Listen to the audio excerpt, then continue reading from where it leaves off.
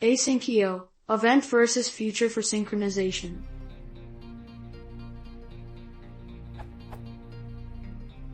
I'm going through some asyncio source for networking and implementation raised a question in my head. To create a non-blocking I/O when waiting for the data to arrive from a socket, asyncio.streamReader.read at its end calls _wait_for_data method that creates an empty future and awaits it. That future is set as finished, which allows it to be finally awaited. An _wakeup_waiter method that is called when a new data arrives to the stream, feed_data method. That makes complete sense. My question is,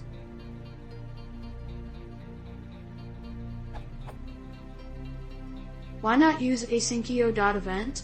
It feels to me like event was designed exactly for these purposes. In fact, you wouldn't have to create a new feature on each _wait_for_data call, but would initialize a single event in a class and would simply toggle its value during its lifetime. It also has specific .wait method for awaiting its value to become true, for when the new data arrives from the socket. Can anyone elaborate if there's an actual difference between the two approaches? Or is it just a method chosen arbitrarily?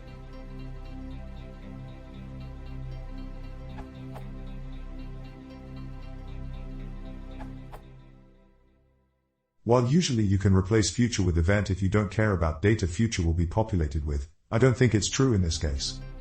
In the code self._waiter is used not only to indicate wake-up event, but also to indicate exception that happened. Set_exception to future means that this exception will be raised inside code that awaits for future.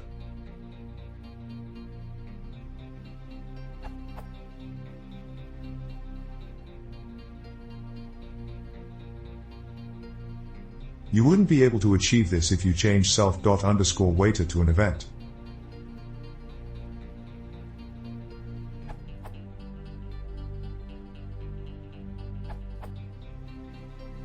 Future is low-level primitive.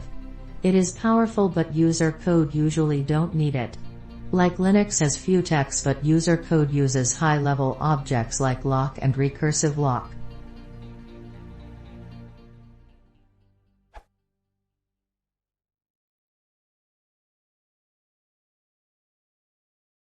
If you want to see more, please consider subscribing.